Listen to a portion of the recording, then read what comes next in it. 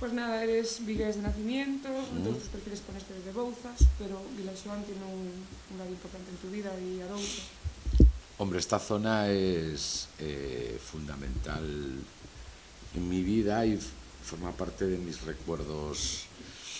Mi padre es de Villajuán, yo siempre venía aquí con él a veranear, a ver a mis abuelos, y es una zona que se te pega, o sea, esto es una zona fuerte, es una zona intensa, y desde luego yo me acuerdo, hay muchísimos sitios de los que he perdido la memoria, sitios a los que te desplazabas con esa edad en la que estás descubriendo cosas y buscando cosas, y curiosamente lo que es Villagarcía y Villajuán en concreto, el chocolate, mi padre, mis primos, mis tíos, pues eso la verdad es que sí, se ha quedado muy grabado. Yo me imagino que lo que te estoy diciendo, que tiene que ver con que esta zona es muy especial y es una zona con la que siempre te quedas y en la que siempre pasan cosas. A mí aquí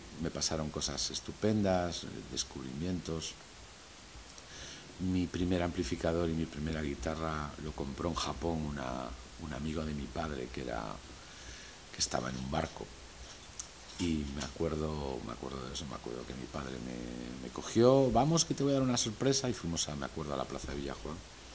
Y allí me salió con un Talmus y una guitarra, que en aquel momento eso era, vamos, oro, como si ahora te dan el último modelo de Apple, pues en aquel momento, y claro, todas esas cosas se quedan muy guardadas. ¿Qué años tenías? Yo ahí era muy jovencito, yo debía de tener 10, 11 años. Ya tocaba y yo venía aquí todos los veranos.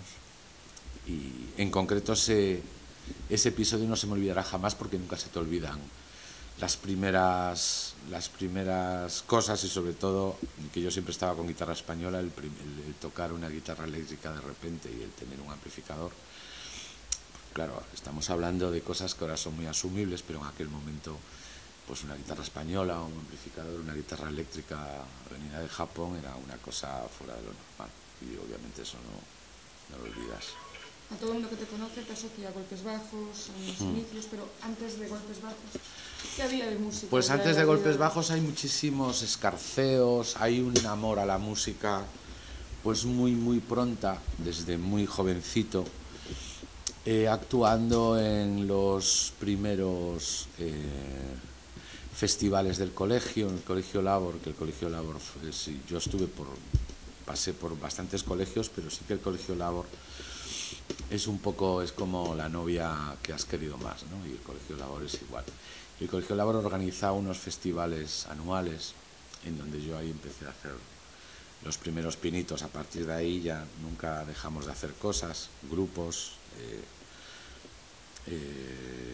amigos, grupos de colegio, y sobre todo pues eso, acumulando experiencias y aprendiendo muchísimas cosas, y con muchísimo amor a la música. Yo creo que lo principal era eso, el esfuerzo y el pensar que algún día podrías dedicarte a eso, podrías tener algún éxito, así. Es una época estupenda.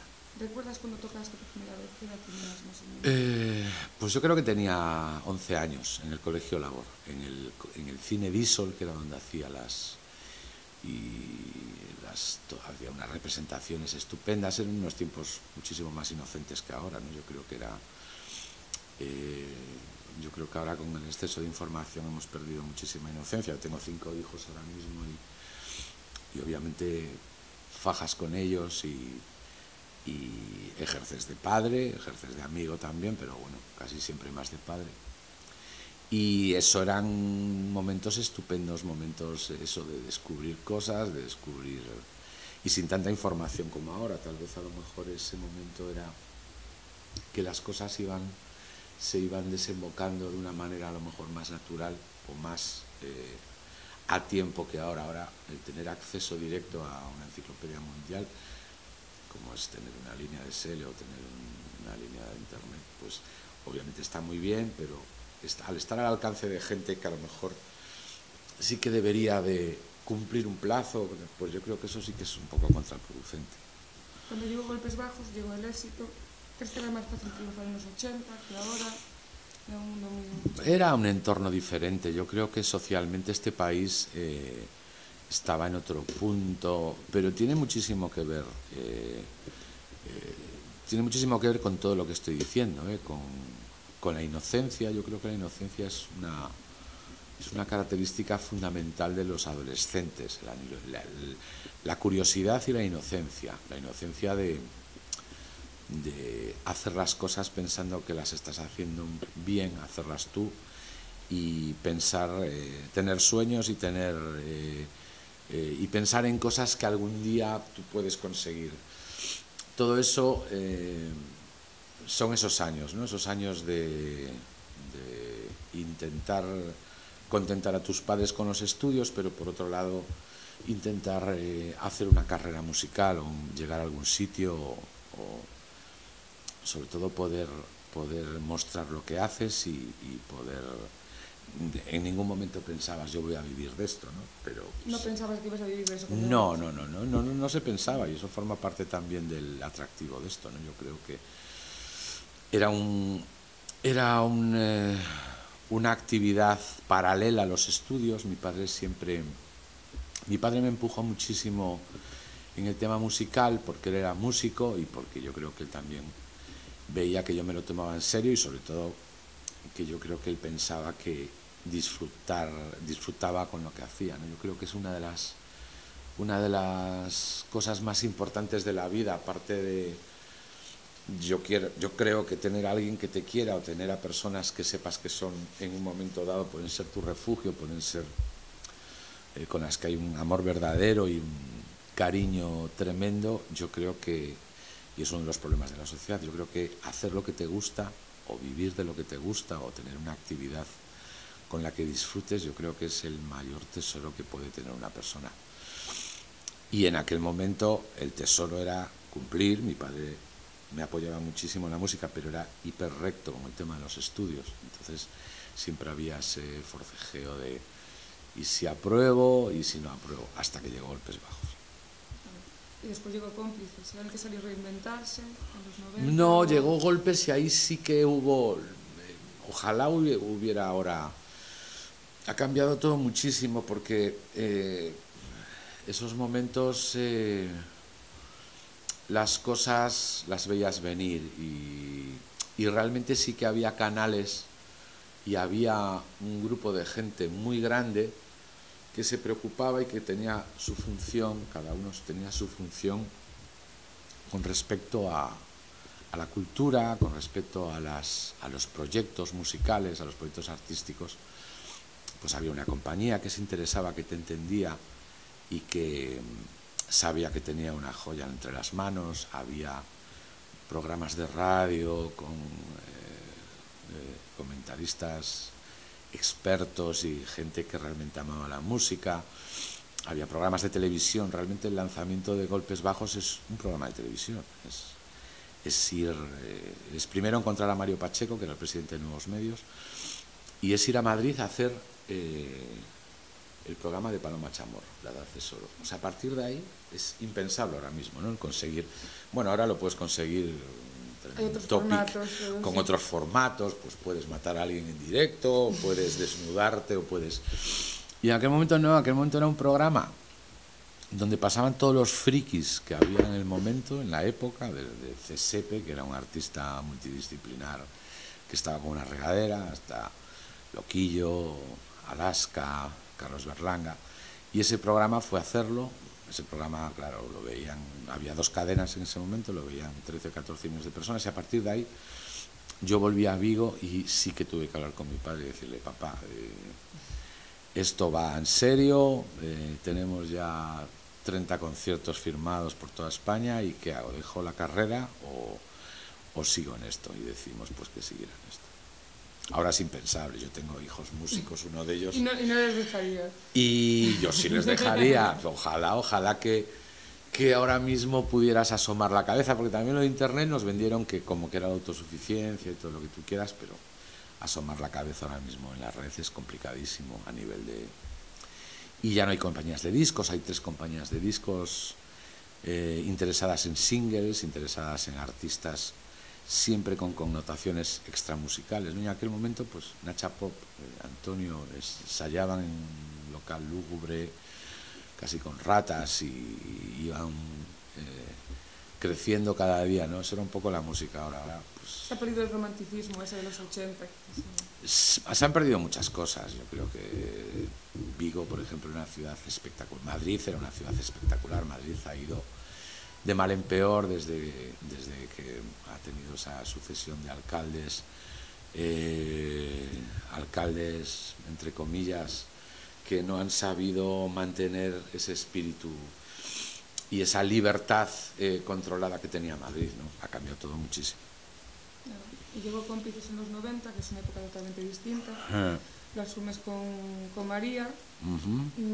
¿Cómo vives? ¿Es necesario reinventar esa...? No, es muy... sí que hubo un proceso ahí. Es un proceso natural. Pasamos del desparpajo y de la sorpresa generalizada y del desparrame también, porque realmente eran momentos en los que pues las drogas y el alcohol corrían como hoy el agua mineral. O sea, era un momento también de desinformación. Ahí sí que había un problema de desinformación y muchísima gente se quedó en el camino. Sí que realmente después te das cuenta de que lo que haces además produce dinero, te permite vivir, te permite hacer giras, te permite parar después a descansar para volver a componer, y entonces todo se profesionaliza muchísimo más, ¿no?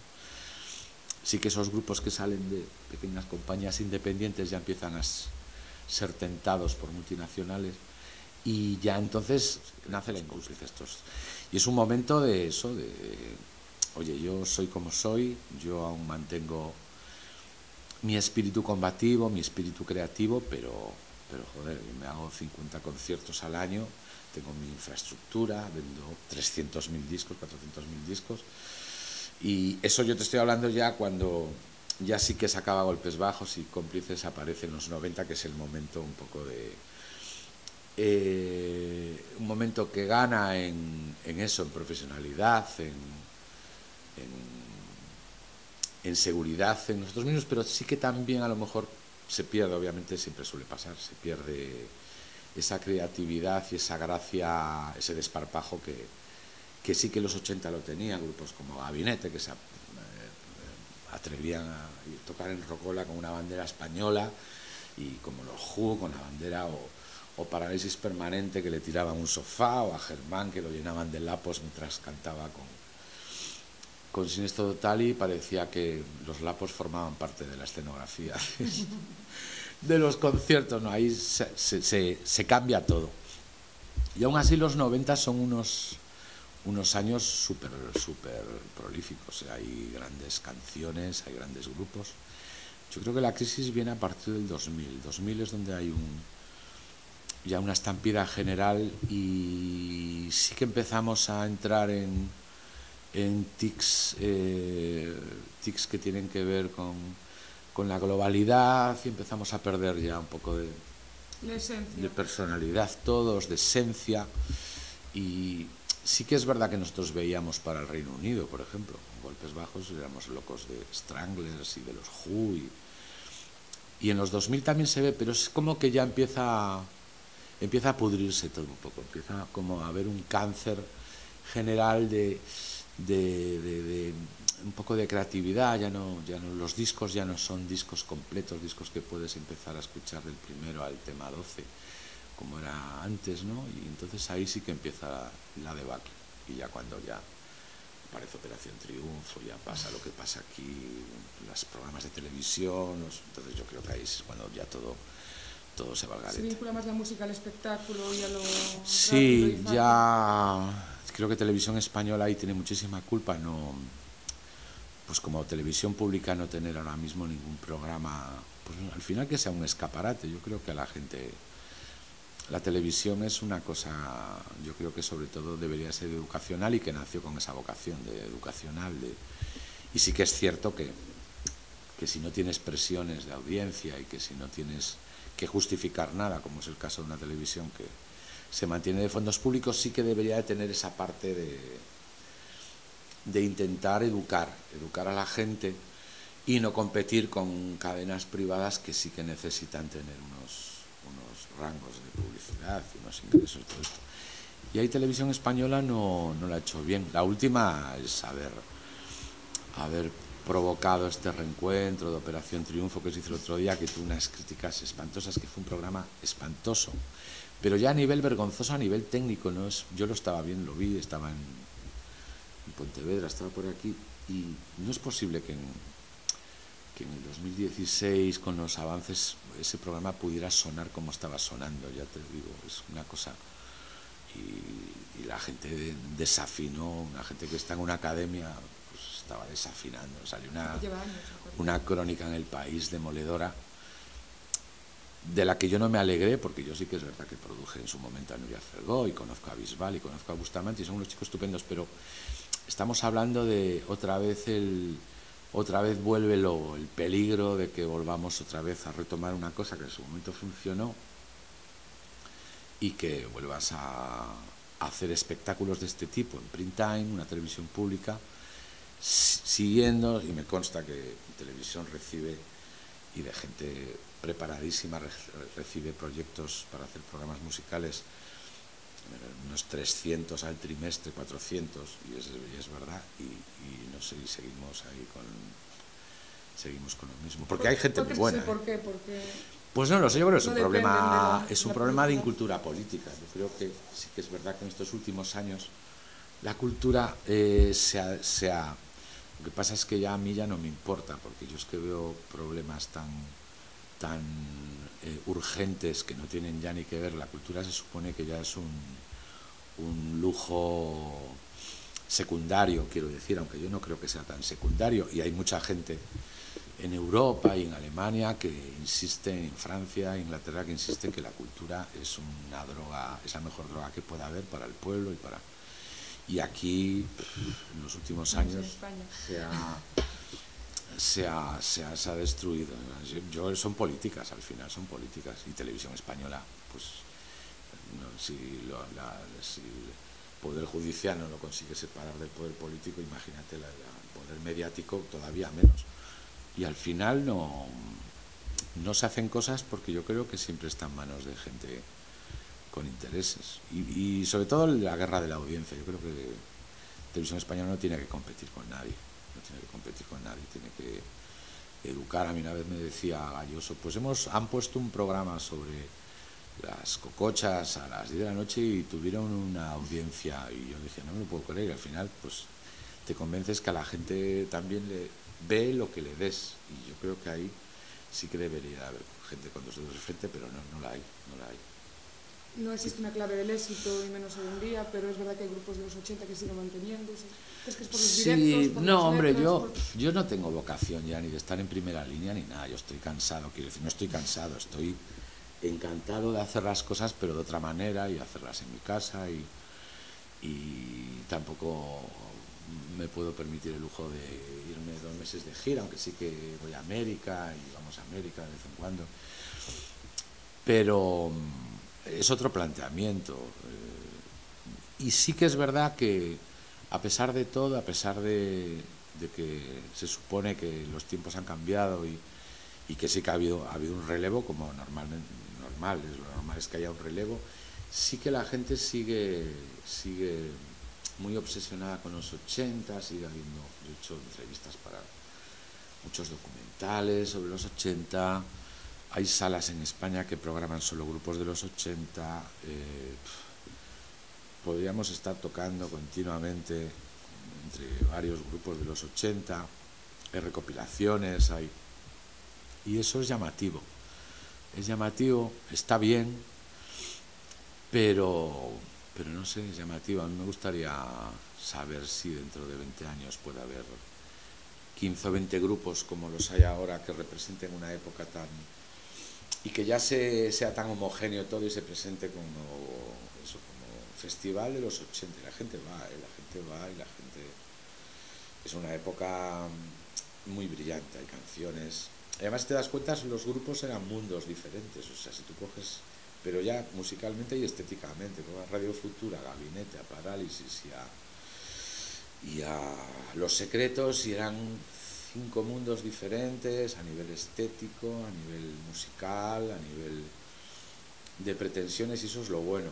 Ahora coges a, bueno, yo no te voy a decir cantantes melódicos, pero si coges La Oreja de Van Gogh y porque fue Eurovisión, que son de Oviedo, y otro más, y los produce el mismo productor, los sonidos son igual como todo el mundo también viste en Zara. Allí la gente se hacía las mariconadas, se las hacía en su casa, en Vigo. O sea que son momentos de globalización, de que todos somos iguales, y eso es un poco a lo mejor lo que yo he hecho en falta. Bueno, hace unos años volviste a los orígenes arausanos, musicaste poemas de Valle Inclán, fuiste el primero. ¿Cómo fue ese proceso de conocimiento de esa faceta, que no es la más conocida de Valle, aparte? Pues esos... siempre ha habido... O sea, yo siempre me he considerado sobre todo músico, más que artista, o la gente que te dice, tú eres famoso, y eso es que yo no soporto famosos, y por... No, pero tú eres famoso, y que es la denominación famoso, que es como la denominación del vino de tal, eso es como rollo marciano. Y a mí me gusta la música, y siempre me gustó la poesía también, y Galicia, al margen de lo que hemos hablado al principio de la entrevista, siempre ha estado muy presente. Yo tengo muy claro que acabaré aquí también, que me volveré de Madrid, aunque vivo en Madrid, pero yo quiero estar en Vigo pues en unos años. Y esto sucedió por entrar en contacto con mi primo, con Pancho Valle Inclán. Hubo un disco primero también de poetas gallegos musicados, de una cantante además de aquí de Villa García de Arosa, y entonces ahí nació también el regustillo de decir, joder, tenemos aquí material de un poeta universal, un cascarrabias maravilloso con el que estamos totalmente identificados, por lo menos la gente que estamos aquí no es una típica persona convencional y plana, sino es todo lo contrario, es un personaje controvertido, arriesgado, muy difícil de entender a veces, y eso para mí es interesante. Entonces nos pusimos a trabajar en ese proyecto, y yo estuve trabajando durante un par de años, porque sí que es complicado lo de musicar a Valle Inclán, porque tampoco es una prosa perfecta, o sea, no es una prosa muy cuadriculada para musicar, quiero decir, y costó mucho. La única que se había atrevido era Cecilia, curiosamente, que sí que dejó un par de... o que estaba preparando temas con letras de Valle Inclán a menos, pero tuvo el accidente viniendo además de Vigo, y el proyecto se truncó y ya no hubo más. Y la verdad es que tenemos un proyecto estupendo, lo hemos movido en algunos sitios, lo hemos hecho en el Teatro de Alcalá de Henares, en el Festival de Teatro, lo hemos hecho en varios sitios, y está ahí guardado, pero como siempre también peleando con las instituciones, ¿no? que a veces pues eso, se gastan un dinero tremendo a lo mejor en traer a Bisbal a un sitio, y se olvidan a lo mejor que estaría bien intentar pues hacer una comunicación. Todo tiene que ver, estamos hablando de un poeta tan espectacular como Valle Inclán. Pero ahí seguimos, y habrá cosas, vamos a estar. El proyecto está hecho, ahora lo vamos a mover un poco más, y vamos a estar aquí encima. Cuando falleció Bouza Brey, hace nada, también musicaste unos poemas en el homenaje a Sí. Joan. ¿Hay alguna idea de apostar por otro poeta para...? Bueno, este año ha sido, era un personaje maravilloso también. Yo creo que esta zona te vuelve loco, te loquea, como dicen, ¿no? Y eso con todo y lo bueno y lo malo que conlleva, porque eso para componer es muy interesante, el loquear de vez en cuando, pues, componer o hacer cosas en la caja de un banco es complicado, ¿no? Entonces, Bouza Brey era otra persona muy curiosa, un loco maravilloso. La verdad es que la poesía es estupenda y es magnífica. Y este año ha sido homenaje, había realmente aniversario de muchísima gente. Yo creo que es aniversario de Rosalía, aniversario de Camilo José Cela también. No sé, hay muchísimo que hacer aquí. Lo que pasa es que, bueno, vamos a ir poco a poco. Ahí despacio. Buza Abrey a mí me produce una satisfacción muy grande haberlo conocido unos años antes de que falleciera, gracias a mi primo, como siempre, que es el que un poco está también aquí de reportero dicharachero. Dices que tienes un hijo que va a seguir el mundo de la música, ¿qué le recomiendas? Lo sigue, no lo va a seguir, lo sigue. Este es el único profesional y es un chaval, bueno, pues un mundo tan distinto, muy válido, sí, y él tiene los tics también del mundo actual. A veces yo no lo entiendo, pero bueno. Pero lo que está claro es que él vive de esto, tiene muchísimas actividades y está metido en el circo que es lo que es ahora la música, ¿no? ¿Y que tú criticas tanto? Y yo critico y yo apoyo cuando hace cosas buenas o cosas interesantes. Él toca con varios grupos, aparte de todo lo que hace. Tenemos una escuela de música en Torrelodones que la lleva él, y él toca con un par de grupos de verdad muy buenos que desgraciadamente no tienen salida a nivel discográfico, pero por lo que te digo, porque es que están está acotado, quiero decir, o sea, a la hora de conseguir el problema es que te escuchen, quiero decir. Están dos grupos, Bluestein y otro más, grupos muy potentes musicalmente, pero bueno, están ahí sobreviviendo. Él después es profesor y es batería, es el batería de Cómplices también cuando nosotros giramos. Pero es una pena que esos grupos no tengan manera de asomar la cabeza, pero asomar la cabeza a nivel serio, no asomar la cabeza de, oye, un Facebook con 2000 personas que se entera de lo que hace, ¿no? Esto no es lo que pasó con Amaral en su momento, que Amaral, yo viví su carrera y fue una carrera de apostar y de apostar y de apostar, y al final eso ya se acabó, lo de apostar.